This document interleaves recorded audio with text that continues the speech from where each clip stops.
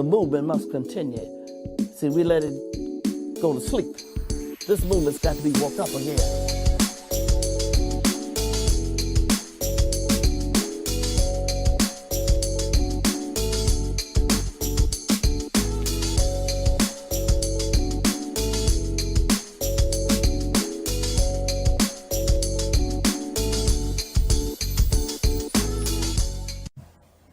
Hello, happy Friday, everyone. It's been a long week. I hope you had a productive day and morning on your lunch break. Like I always said, thank you for tuning in. If you are new, let me introduce myself. My name is Renee Unique with Unite Louisville on the Plug Network Online, and it has been a while. I took a break, and I'm so ecstatic being back. I miss the Plug family. It has been actually so much that has been going on in the city. So that's why I invited a really dear friend of mine that, we want to talk about some serious things that has been happening here in this city, all over America, and Black families.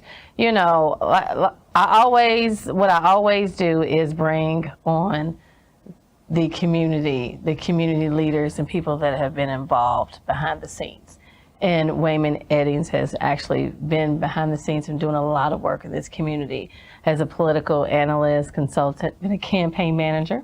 Mm-hmm. You are the founder of Unite West, and I don't want to chop this up. So tell me about your organization. If you can introduce yourself to everyone, tell them exactly who you are, what you're doing, and what you've done, and let's talk about a couple of serious issues that's been going on. Well, I really appreciate the invitation to join you and to talk to the audience here. Yeah, like you said, Waymen Eddings, grew up in the West End, raised my kids, did the work that we all do, and then looked back and thought, okay, the things that I benefited from in this community, I need to kind of give back. And the pitfalls, the challenges, and the trouble, I need to do my part to make sure that it's better for my children and other generations. And so in the process of doing so, I've been involved in community work, volunteerism, entrepreneurship, and my most recent ventures are focused on trying to make the community a better place with Rabatissons community development. Rabatissons, that's Rabatissons. it. Yes, yes. Rabatissons. It's a French word. Okay. Trying to connect to Louisville's loyalty to the French, going back to the origins of the Revolution. Okay. Louisville has its French connotations, and Thomas Jefferson loved France, and we had the big statue of King Louis.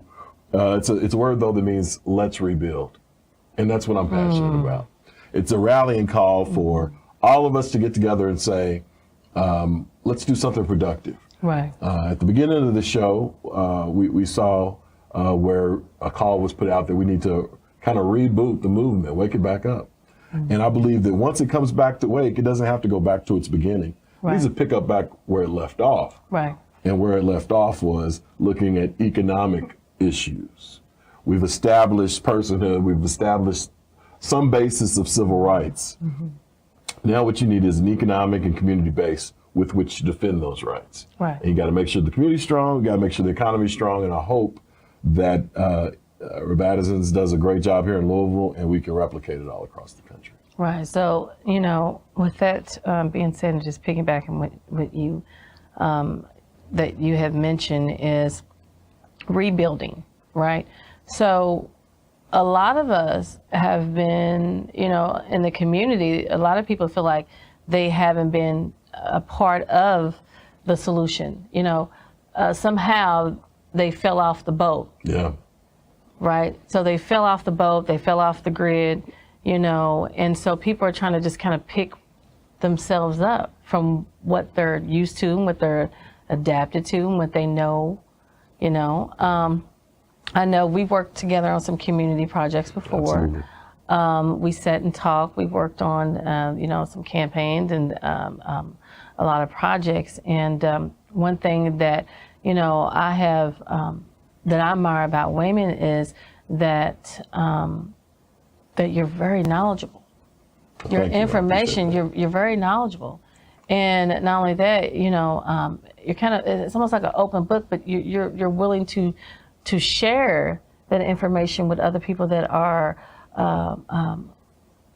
a passion and have a purpose of wanting to be a part of that change. It means a lot So- to hear that. I mean, what I hope that is there are a lot of mentors that I looked up to in my life and people who prayed over me and loved me in my younger years. So I hope that I've embodied that and I'm paying it back forward from the love that's been given to me. But I think knowledge is so important because, you know, but beyond love, I think knowledge is another important part of this world we live in. And too often, we don't have enough love. We often don't have enough knowledge. Ignorance prevails. And that all of that just breeds hatred and destruction.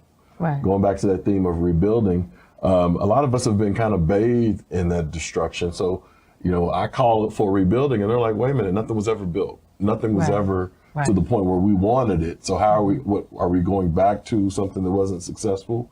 Going back to something that didn't satisfy? So it is kind of a weird proposition to try to encourage people to rebuild when the state of things has been kind of deteriorated probably for most of our lives. But the way that I see it is that when we were coming of age when we were younger, things were slightly better. They felt a little bit better. It seems like they've deteriorated. There was some sense of family. Now we remember hearing that that's the same thing our parents and our grandparents said, that things were stronger then. I think we've been on a kind of a long decline. You know, if you look at the numbers, if you look at just the numbers, it says that by 2050, Black and Hispanic wealth will be net zero. Oh yeah. You know, so we're. I remember reading a couple of months ago about that. It's devastating. It is. To think of all of the progress, and then to think that we're heading in the wrong direction after all the progress. So we just got to wake up, and I think we have to first learn to appreciate and love ourselves and those around us who are part of our support network. Get that straight, get that tight. But also, you can't ignore the wider scheme of things. And one of the things I appreciate about you, the way that you proved your love for the community during the Breeway and Breonna Taylor protests, how you were, I watched you go from what I would have called an event promoter to an educated, competent activist. And you knew who the players were, and you were trying to serve the movement. And I want to commend you, and other people that you had in your orbit. You know?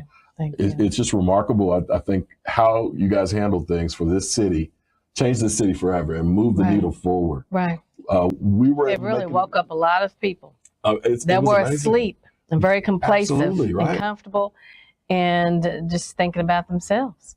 Amazing. You know, so I commend you for that. Thank you. You know, when we look at the future, I hope that we take all these lessons learned, but go forward in positivity. You know, some things are kind of leveling back out again. People are getting comfortable again.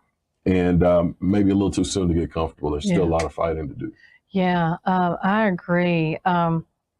You know, here in Louisville alone, you know, from, you mentioned the Breeway, you know, Tamika was on here not too long ago, and just the new information that is put out there now with what's going on with that case and the cops. We also have a Senate race that's going on. We have a mayor race that is going on. We have the violence that is climbing. We have 400 officers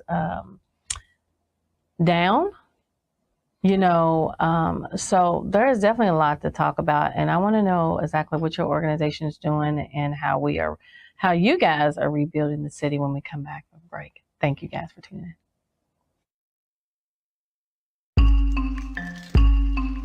Hey, I'm Peter Wesley, the best in the world, and I'm inviting you to the Plug Listening Session featuring my latest EP, Loser Leaves Town.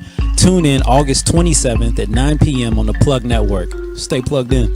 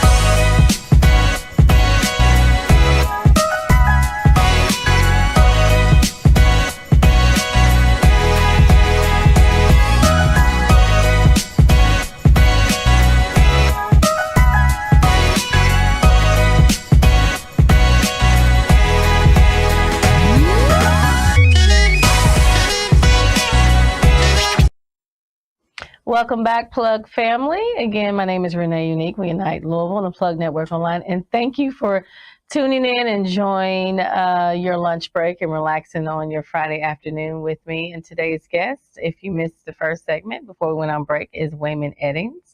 And I'm going to let him drum rolls. You say it, because I'm not going to chop it up. Rabatissons. Rabatissons, yes. It's a charity. And so I look at some of the charities that do great work in our community. You know, there are a lot of big name companies that do the profitable work in our community, but there are some great charities too that have been carrying the load for a long time. And there are some charities that basically haven't been doing a great job. Right. So I had the desire to create a new organization that took the best from the good charities and realized the mistakes of some of the charities that aren't on track. And I hope we've laid a foundation for a charity that primarily is about putting value in the community and leaving it there. That's my main desire, that with every year we have left the community better off from our work than the year before. It's a long journey. You know, when you're laying your roots down, you have to kind of get your ducks in a row and get ready for the journey. But now we're really starting to catch momentum. Our mission is primarily in the space of construction and community building. Our desire is to be a nonprofit developer, which what that means is basically we're a construction company, but we take the risks. We're not just looking for things to build. We're speculating on things that need to be built, you know, and we're trying to do it in a way that is community oriented. Right. And we're trying to find partners to make projects happen that wouldn't normally happen. Right. And I like that, because listening to you, it sounds like what you're doing is basically, like you said, like some of these organizations, they've been out here for a long time, right? But some of the issues and the problems are still there. So sometimes you have to revisit your plan, refocus the mission. And, you know, if you have to switch things around, if you have to switch board members or find new board members, because we know a lot of these charities, organizations did not have Black faces on their boards. Absolutely. You know, until everything happened here recently within a year or two, the change of the protests and the diversity and the pandemic and everything, and everyone had kind of seen everything was declining, and, you know, even with the Trump in office, you know, and just, you know, the racial tension. Yes, and over. The racial debate is the elephant in the room as we look at economy, as we look at community, as we look at politics. I had a conversation earlier today where I believe that race is relevant, but just behind race is class and power. You know, so what I always want us to do is to try to look at it in all the dimensions of the conflict. Some of the people who share our race are tied to another obligation as far as their wealth or power, however. Right. So that when we get in a room and we talk about the problems, even though we may all be of African American cultural alliance or other people of color, we may come at it from a different point of view. Right. And I think it's crucial that we raise the bar of how we communicate so that we can have better information going into battle. Exactly. We go into battle often with poor information. Right. And that's my only concern about some of the things that occurred during the protests. We changed the city, or mostly I can't take credit for it, was folks that you were standing shoulder to shoulder with. I was primarily an observer. In hindsight, I have to criticize myself and say maybe I should have been more involved. But there were new leaders. I didn't understand some of the trends that were going through the protests. Right. And then I just watched phenomenal new leaders rise up and take us somewhere. Yes. And so, you know. Speaking of that, I'm sorry, not to be rude. I think I know what you're going. Rest in peace, Chris. Yeah. Chris Wells, amazing. When I first met him and he spoke, I was speechless. Wow. And I felt the power shifting off of this young man. Very, very passionate in what he believed in. Very passionate in just justice and civil rights and equality and the Breonna Taylor movement. I mean, he was a new young leader, and it is so devastating and tragic to hear what happened the other day. And I am when I first heard that, it just broke my heart. It really did. Prayers for him and his family, his mother, the Breeway family, been through a whole lot. Yeah. We've been through a whole lot. Yeah. And if it's not just the natural course of things, just a lot of suspicion behind some of the trials and tribulations people who are tied to the movement are going through. And then on top of it, just some of the other really discouraging pain that everybody's been going through. That's why we got to keep praying for each other. That's why we got to keep looking out for each other, even in a natural sense. Yeah. Check on each other, and we get, like I'm saying, we get comfortable, and we all need to be able to lean on each other, and I think that when we talk about rebuilding, there's the brick and the mortar, but it's the people too. It's the heart, it's the soul, it's the spirit that needs to be rebuilt. Because we could get everything properly placed. We could have bricks of gold if we were to be so foolish trying to create paradise on earth. And you have to put the right people in that building. It's just like church, exactly foundation. Right. That's right. We could all preach, right? Mm-hmm. And a lot of us, we could go to college and we could sit and take biblical courses and become pastors and this and that. But if you don't have the right heart and the right intentions, the church, the people will not come. The foundation. There is a brick and mortar, there's brick there, but where is the foundation? Where is the love? Where is actually bringing the people in? Yeah. And that's what I had to learn and I'm sure you had to learn when you're involved in the community, right? Yeah. People will gravitate to your righteousness. They will gravitate to you because none of us, like I always say, we weren't born leaders. Right. We weren't born this way. Right. It was something that, you may, that you decided, okay, hey, this is what I want to do. And you excelled from that. And I've watched you too, because I'm actually been on you're fine. I admire the things that you have done. And you've worked with a lot of, politicians as well, helped them on campaigns, so I've learned a whole lot from you. Thank you. I really have. And likewise, one of the things that, I aspire to do better going forward. You can have all the facts, but if people don't recognize you're caring, then you can't get things achieved. You can't rebuild the community if the community doesn't feel like you care. Right, exactly. And they would be very, thank you. You have a very great way. I think one of the first times that I saw you at work, you had organized, I guess it was a fashion show, and hundreds of people were just breast cancer awareness. Connected to you everywhere, of all ages, with senior women and young women and everybody in between. That's leadership, So I'm happy to be able to bring information, but it's not all about information. Thank you. So so tell us exactly what you guys are working on, and is there anything that that's coming up soon, or what are some other projects that you're currently working on right now? I'm interested in, we're going to be getting into affordable housing, which is the real big challenge in West Louisville. Need it so bad. Housing and affordable at that. And the challenge with that, though, is you have to have a lot of what I might call capacity, the ability to, follow contracts and pay bills. And we're still working on that as a charity, and we're building up our capacity. The first project that we're taking on has to do with the food in the community.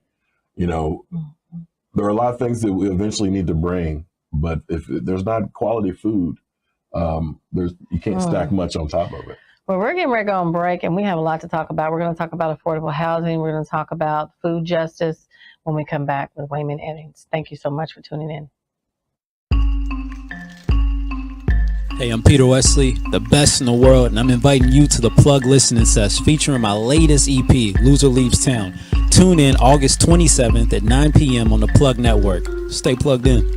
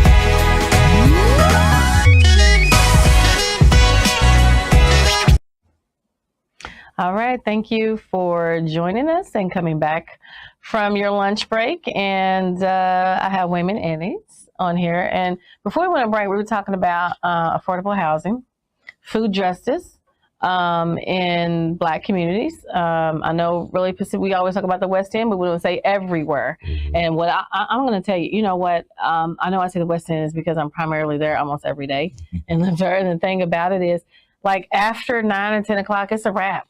Yeah. No rest. It's probably nothing to eat. All the stores are closed, right?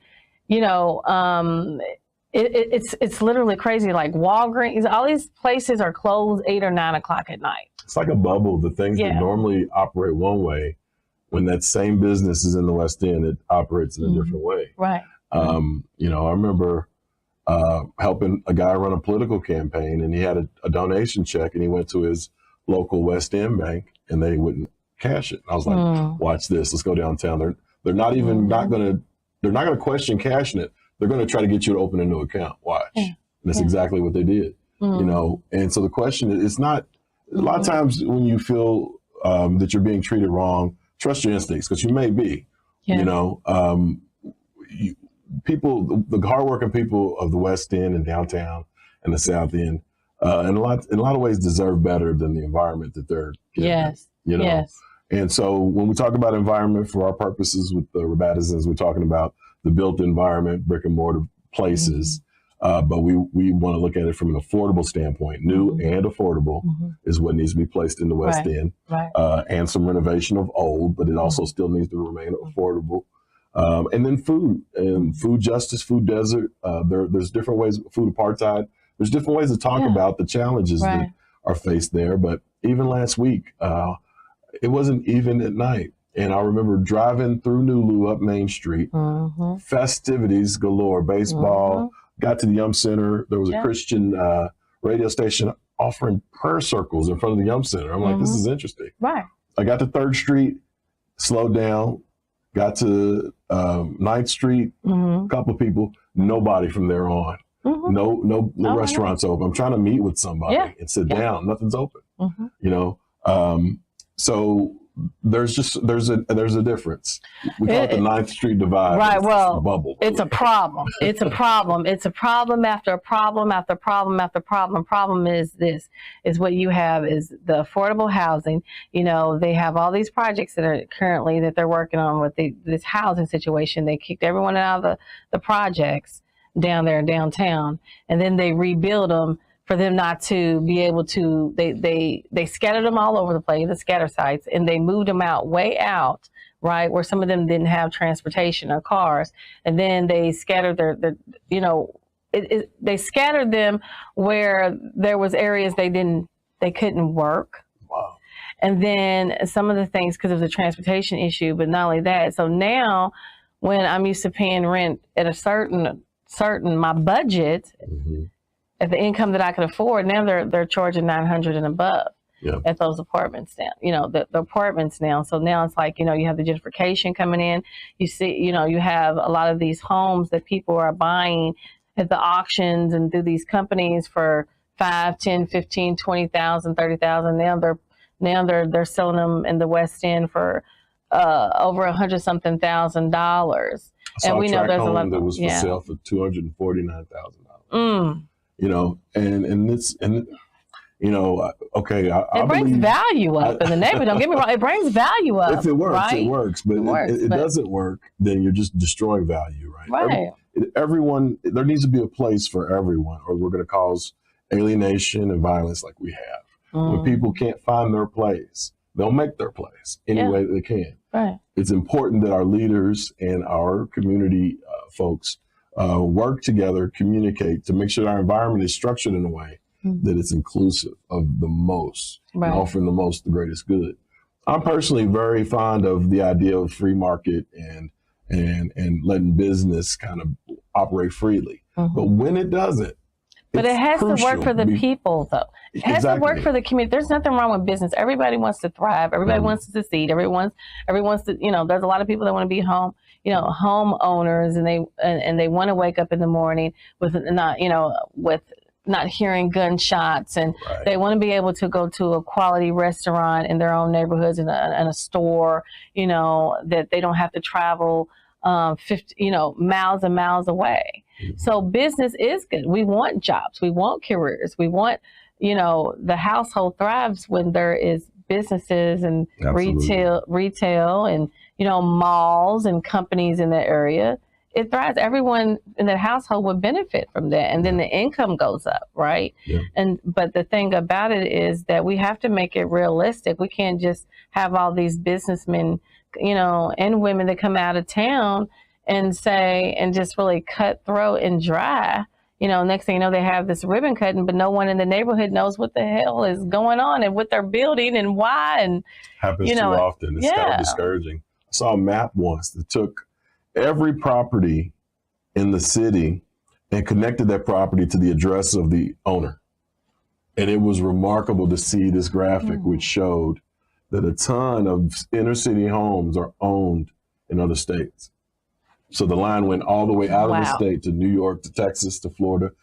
And so the pressures that are happening aren't being felt by the person who owns the property. The pressure is being borne by a tenant or, somebody who's staying with someone. And we've watched while West Louisville in the last 40 years is now teetering on having lost more than 30% of its population.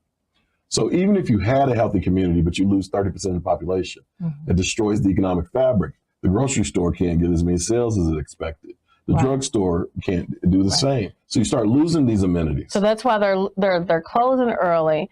And then, and Lord forbid, I'm just going to be realistic. You have a lot of people, a lot of wanderers that come in, they steal.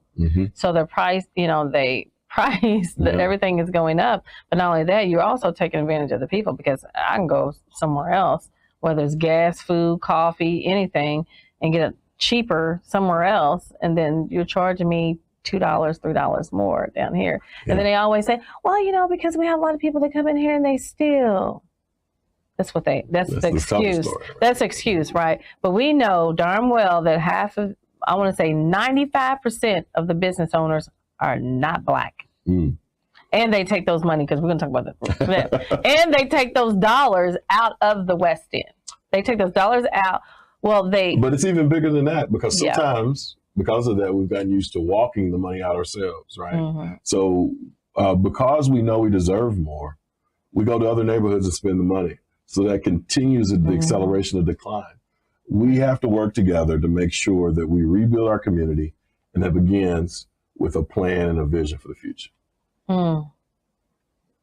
I believe that's going to happen. Oh, yeah. Yes. So I want to say thank you, because I know you live a busy, busy, busy life. It's crazy. Yes, a busy, busy life.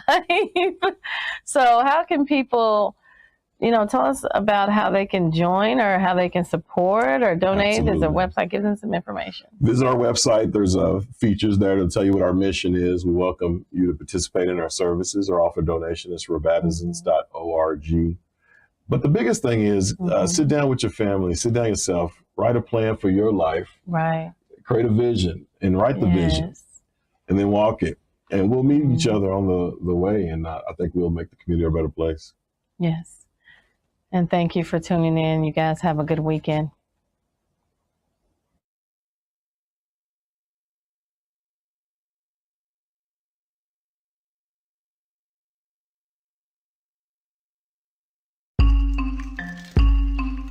Hey, I'm Peter Wesley, the best in the world, and I'm inviting you to the Plug Listening Session featuring my latest EP, Loser Leaves Town.